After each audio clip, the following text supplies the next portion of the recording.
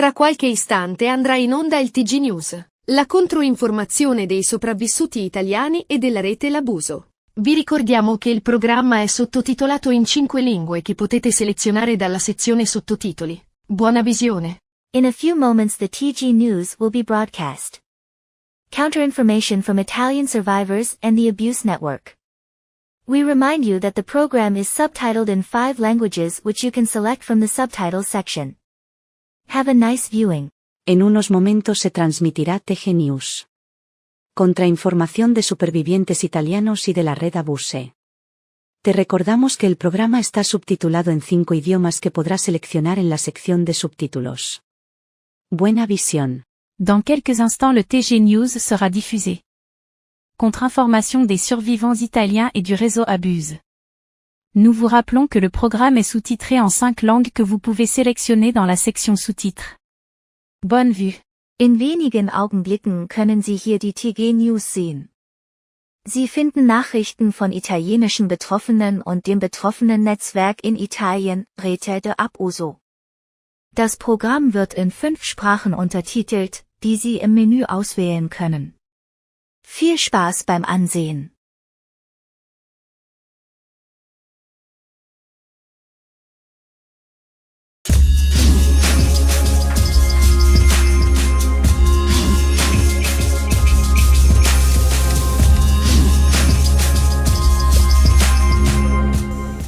Alessandro Frateschi, l'ex professore di religione accusato di abusi sessuali su minorenni, è stato trasferito dal suo arresto domiciliare alla prigione di via Aspromonte a Latina, dopo aver continuato a ricevere visite in casa nonostante il divieto di contatti esterni. Il trasferimento è stato disposto dal giudice Laura Morselli su richiesta della Procura della Repubblica di Latina, dopo una serie di verifiche effettuate dalle autorità. L'udienza preliminare per il caso Frateschi è fissata per il 24 maggio. In quella data la giudice Morselli deciderà sulla richiesta di rinvio a giudizio avanzata dalla Procura. La psicologa nominata dal giudice, Alessia Micoli, depositerà la perizia relativa alle 2 vittime minori che sono state ascoltate durante l'ultima udienza. Durante l'udienza gli avvocati di Frateschi potrebbero optare per il processo con rito abbreviato o procedere con il rito ordinario. Frateschi è stato arrestato lo scorso anno con l'accusa di abusi su 5 ragazzi minorenni. È stato ai domiciliari dal luglio 2023, ma è stato trasferito in carcere mercoledì. Durante le udienze sono emersi nuovi dettagli sulle violenze sessuali, incluso l'approccio inappropriato durante le lezioni di religione al liceo Majorana e durante una gita scolastica a Napoli. L'inchiesta è stata avviata dopo la denuncia della garante dell'infanzia Monica Sanzoni.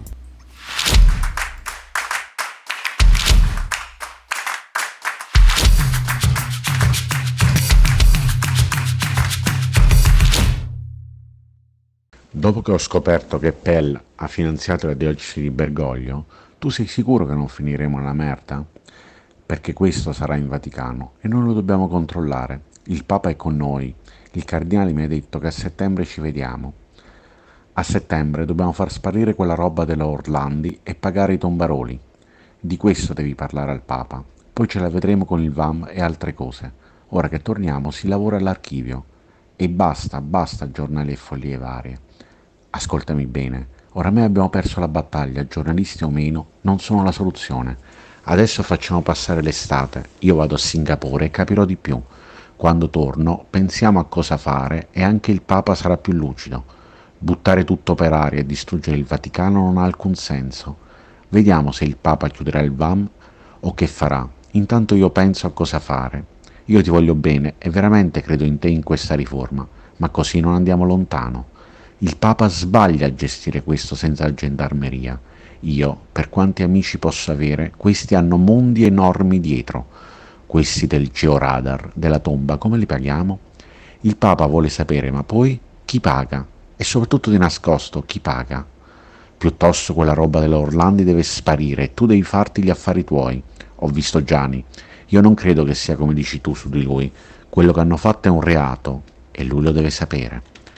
Non dici niente a Ciani. Orlandi sono cose, vanno da serio e il cardinale ha detto che dobbiamo mettere tutta la forza in questo e il Papa è con noi. Io so solo che se mi succede qualcosa, sei morto, ti avviso, e 3 faccine che ridono. Brucia questa conversazione appena leggi, fai le copie, almeno di quella cosa della Orlandi, e le mando in procura in forma anonima. Questa roba finisce male. E il Papa tiene molto in questo, e lo faremo bene, a dopo. Questi sono stralci di messaggi su WhatsApp, rivelati in un'inchiesta del direttore del quotidiano Domani Fittipaldi, tra Francesca Immacolata Ciauqui e Monsignor Lucio Valerio Balda. Messaggi consegnati alla commissione bicamerale d'inchiesta sulla scomparsa di Mirella Gregori e di Manuel Orlandi, da Pietro Orlandi. All'ANSA, Pietro Orlandi ha confermato che in parte il contenuto dei messaggi da lui consegnati corrisponde alla pubblicazione di Domani. Le pagine consegnate sono 8, anche se ovviamente non tutte le pagine parlano di Manuela. Queste chat, scrive Emiliano Fittipaldi su Domani, sono state consegnate l'anno scorso al promotore di giustizia Vaticano Diddi. Le chat sarebbero conservate in 2 cellulari riservati che Ciauqui e Balda chiamavano telefoni bianchi. Non si sa che fine abbiano fatto. I messaggi sembrano segnalare come qualcuno si fosse mosso con dei tombaroli, con un georadar, per identificare la tomba di Orlandi e che i 2 proprietari dei telefoni sapessero dell'operazione. Fonti suggeriscono che ora, già durante il processo Vatilix 2, la gendarmeria ipotizzasse che documenti dell'archivio della prefettura degli affari economici fossero stati nascosti in un luogo segreto. Ciauqui nei WhatsApp parla in effetti di una cassa e Pietro Orlandi crede che oggi possa essere stata nascosta sotto i cunicoli della Basilica di Santa Maria Maggiore. Di fronte a Diddi, la Ciauqui avrebbe disconosciuto la paternità di questi messaggi, aggiunge Fittipaldi.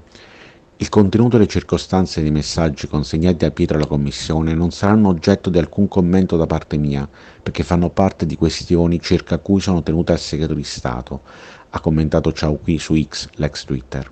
Mi dispiace solo che il sottofondo non detto sia che qualcuno in Vaticano sappia dove sia Manuela, e non lo dice, e non è così. Non conosco dove sia Manuela, neanche se la pista di Londra sia vera. Non ho alcun elemento che possa avvicinare alla verità. Se lo avessi e fosse coperto da segreto, comunque non lo rivelerei perché per me la lealtà al pontefice viene prima di tutto. Quindi inutile coinvolgermi, se c'è una verità, io non la conosco.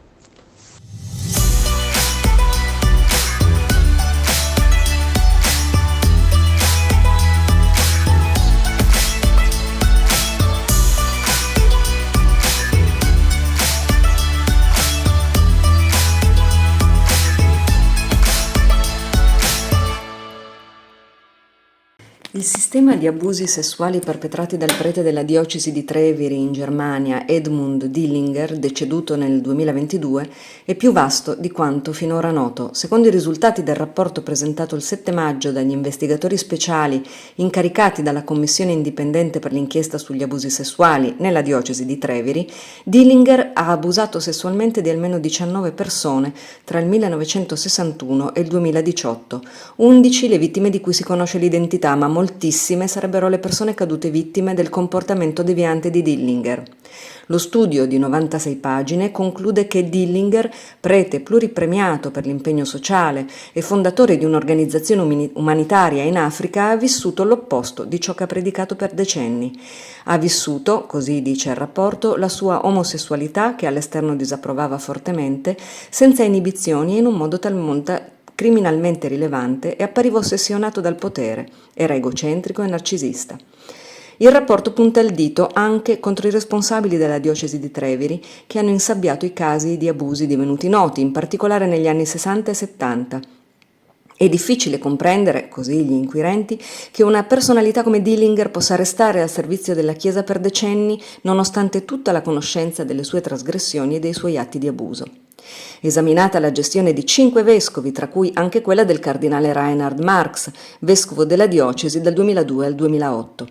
Nelle parrocchie in cui Dillinger ha lavorato o vissuto come parroco, così come nelle associazioni e nei gruppi in cui era attivo, secondo il rapporto, gli abusi sono stati taciuti e le informazioni o i segreti di Pulcinella non sono stati affrontati.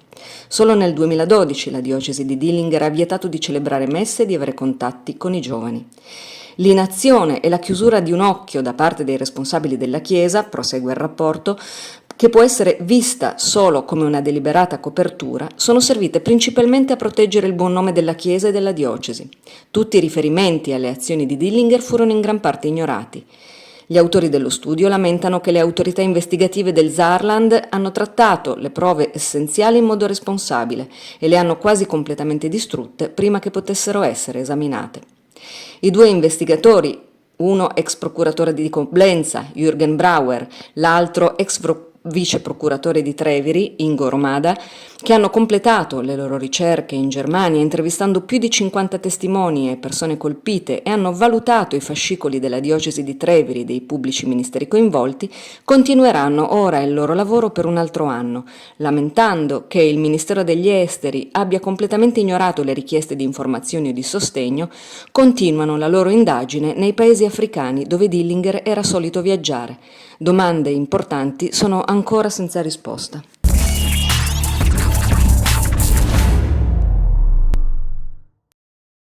Per questa edizione è tutto, grazie per averci seguito. L'appuntamento è per sabato prossimo alle 12, avete l'Abuso News. Vi auguriamo un buon weekend.